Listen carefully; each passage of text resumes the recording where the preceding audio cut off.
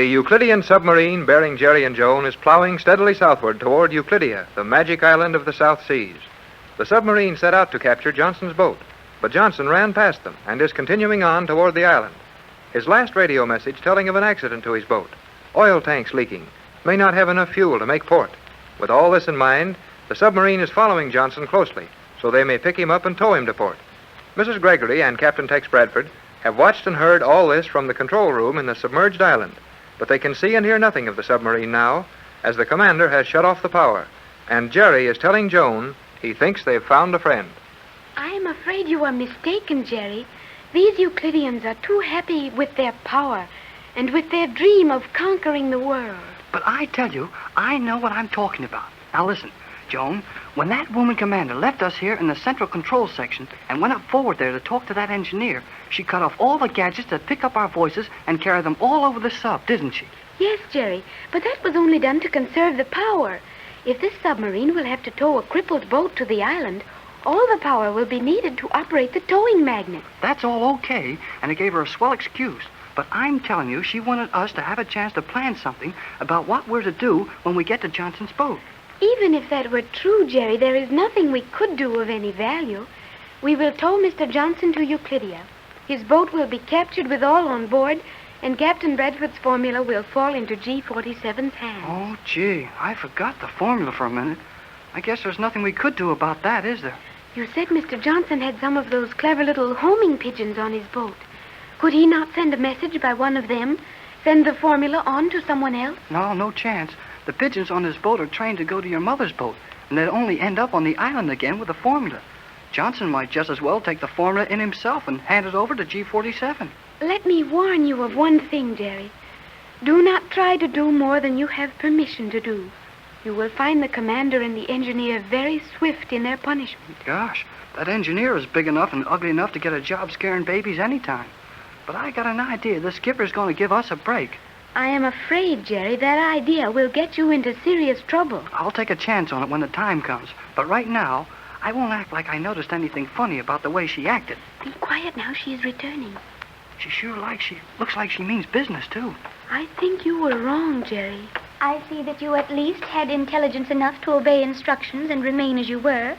I have given the engineer orders to prepare the stern electromagnets for towing Johnson's boat when his fuel is exhausted. May I ask you something, Commander? You may, if the question is within reason. You use explosive gas for power on this sub, don't you? Correct. Those lockers are full of cubes of the solidified gas, which, when placed in the discharge tubes and vaporized, explode continuously with tremendous and noiseless power. Thanks. That's swell. But what bothers me is how you get power to run that big generator, and whether the power is going to come from to run magnets heavy enough to tow a big boat. The generators are run by water pressure. There are minute tubes throughout the outer shell of this boat, parallel to the axis.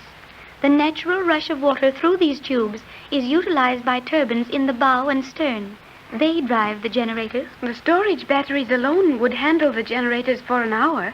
Is that not so, Commander? Precisely. But gee, don't you lose a lot of speed by having those tubes pick up all that water? The loss is 15%, negligible compared to the amount of current generated. Boy, oh boy, this is really a submarine. You will see the magnets working very shortly. Are we close to Johnson's boat? It is difficult to get the exact range now. His motors have stopped. Then he has run out of fuel. We may come up to him very soon, then. Will you take this sub up onto the surface to tow him? This is a submarine. It has never been on the surface, except as you saw it standing perpendicularly to act as a conning tower. But how can you hook the magnets on his boat? He has been instructed by G47 to drop an anchor over his bow. We will pick up the anchor with our stern magnets and remain in at least 2 fathoms of water. What will our speed be, Commander, towing that heavy boat? There is no emergent need of speed. We will not attempt more than 15 knots. Golly whiskers. I think that's pretty fast for a submarine to tow a 100-foot cruiser with a magnet on its anchor. It will not be difficult. There is a discoloration in the water, Commander. Excellent, SE1. We will observe it closely. Maintain speed and course. Maintain speed and course. Due south. 25 knots. Now we will check on this discoloration in the water. Hey, wait a minute. You're not going to open a hole in the wall of this thing, are you? Jerry, be quiet. Certainly I am, but have no fear. You will not drown. If your powers of observation were worthy, you would see that I am opening a small slide in the inner shell. So. Then a mere slit in the outer shell. And there we have a small stream of water passing through that channel and continuing harmlessly out of the stern turbine exhaust. Gee whiz. Is it not wonderful, Jerry? It sure is. Yes, so SE1 was right. There is a distinct discoloration in the water. Oil, fuel oil for diesel motors. We are following exactly in the wake of Johnson's leaking fuel tanks.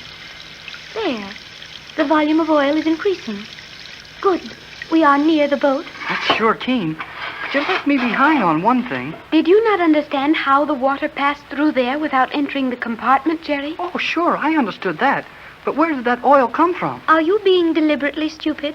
You have heard me say it came from the fuel tanks on the boat we are following. Oh, I don't mean that. I mean that the top of this sub is 2 fathoms below the surface of the water. Well, how did the oil get down 12 feet in the water? Where I come from, oil floats until it scatters. This is a steady stream. The question surprises me with its intelligence. Had you been more observant, you would have noticed SE1 has raised a slender feeler tube in the bow. This reaches the surface and turns a jet of surface water through the channel I just opened. Do you have anything as wonderful as that in your world, Jerry? If we do, I can't think of it right now. Silence. I must speak to G47. Gee, Joan, I was... Silence, I said. That means absolute silence. S1 reporting to G47. S1 to G47. You may proceed. Boat we are pursuing has stopped. Motors silent. Oil drift on surface here indicates we are nearing boat. Prepared to tow it to Euclidia. Special orders? None. Proceed. That is all. G47. Gee, we're going to pick up Johnson's boat now. Naturally. You will find the method of attaching the magnetic stern fin to the anchor of the captive boat highly illuminative, Jerry. You mean I'll get a kick out of it? There will be no kicking here. The language of the stable is out of place in this well-ordered machine. He is just trying to have some fun with me, Commander. Jerry acts as if he didn't understand big words. It seems to be no effort for him to misunderstand anything. I guess you're right, Skipper. I'm sorry, Commander. SE1, prepare to tow Johnson boat. Prepare to tow Johnson boat. Has boat been advised to have bow anchor out? That has been done. You will maneuver position. I will personally attend to securing anchor with stern magnetic fin. Maintain speed and course until boat sighted. Very good, Commander. You two may witness this operation if you care to accompany me to the stern section. Oh, golly whiskers. That's swell, thanks. Hull, what is the meaning of this? What? Have you no manners? If you are not cognizant of the accepted tactics in the presence of a superior, you might at least observe the common decencies. Hey, well, what have I done now? You started to precede the commander, Jerry. Oh, Jerry, I am so disappointed in you. I'm sorry, Joan. Golly, I was so excited I forgot to... Well, I'm sorry, Commander. It may be overlooked this time, as the damage is purely rhetorical. But let that be a lesson to you, Hall. There is a place for everyone in the Euclidean scheme of things. Your place is at all times secondary to that of the commander. Right. You may follow me to the stern. Boy, can she be tough. I told you, Jerry, you made a mistake about her. I guess I did. You will sit there, Hall. Remember that the magnetic paint on your hands and shoes is still active. Okay, I won't get funny. You there, Cleostro. Thank you, Commander. You will remain silent. You may see all that is of interest through the transparent shell. Boat dead ahead. Light draft. We will clear it. Excellent. Retard speed to stop stern fin directly below bow anchor of that boat. Retarded. Losing speed. 20 knots. 15 knots. 10. Full reverse tubes. Full reverse tubes. 5 knots. Stationary, Commander. Very well. Hold it so with stabilizers. I will project the stern magnetic fin. What is this, SE1? Yes, Commander. You have contributed an atrocious piece of navigation. You have driven about 3 fathoms beyond the anchor from that boat. Sorry, Commander. Reversing at once. Yeah, 3 fathoms. That is satisfactory. Gee whiz. The poor guy misses an anchor chain 18 feet with the stern of the boat 80 feet from him, and he gets the dickens for it. That was a serious error, Jerry. Not in my country, it wouldn't be. Silence. Stabilize as you are, SE1. Stationary, Commander. Very well. Observe closely, Hall. this lever. Move it to this position, so. The fin is extended. It just touches the anchor. Boy, that's slick figuring. And the engineer moved mighty fast, too, when he gave you those other 18 feet on the reverse. Things must move swiftly to have a value here, Jerry. Precisely. Ready to absorb the contact shock? Ready? Very well. What is the weight of that boat, Hall? Gee, I don't know. I should have known you wouldn't know anything of value. I have never heard the tonnage referred to. Then I must estimate it. The generator's full, so. 3 circuits of magnets will handle the load easily. You may feel a slight shock as the magnets in the fin engage the anchor, so. Gee whiz, did you see that thing grab that anchor, Joan? Yes, Jerry, I have seen it before. Silence. Ready, SE-1. Ready, Commander? Full speed ahead to break inertia, then retract to 10 knots for cruising. Right.